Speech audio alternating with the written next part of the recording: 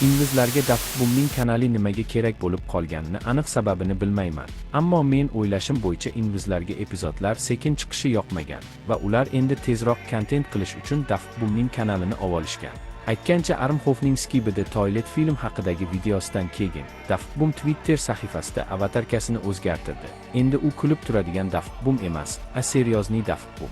Uni reaksiyasidan tushunishimiz mumkin, inglizlar unga daje filmni ko'rsatishmagan. Aytgancha Door Closer yaqindagina yangi yil bilan post qo'ygan edi. Eslatib o'tay, u Daft Boom'ni ikkinchi kanali va orqa fonda biz Daft Boom'ni va qandaydir siluetni ko'rishimiz mumkin. Bu aniq kimligi noma'lum. Ammo bu Valve kompaniyasi bo'lishi mumkin. Chunki Daft Boom yaqindagina o'sha kompaniyaga Twitterda obuna bo'ldi. Shuningdek, 31 dekabr kuni yana bir post qo'ydi va shunday dedi: 2026-yil mening yilim, ishonurlar deb qo'ygan edi va u yerda yashirin so'z bor edi, ya'ni men hali ham shu yerdaman degan. Ya'ni Daft Boom qandaydir gaplari bilan bizga namyoq qilmoqchi, inglizlarni og'ziga berilar deb. Men shuncha gap gapirdim. Ammo sizda savol bo'lishi mumkin. Nega Daft Boom yangi kanal ochib Skibidi the Toilet epizodlarini davom ettirmaydi deb? Javob oddiy.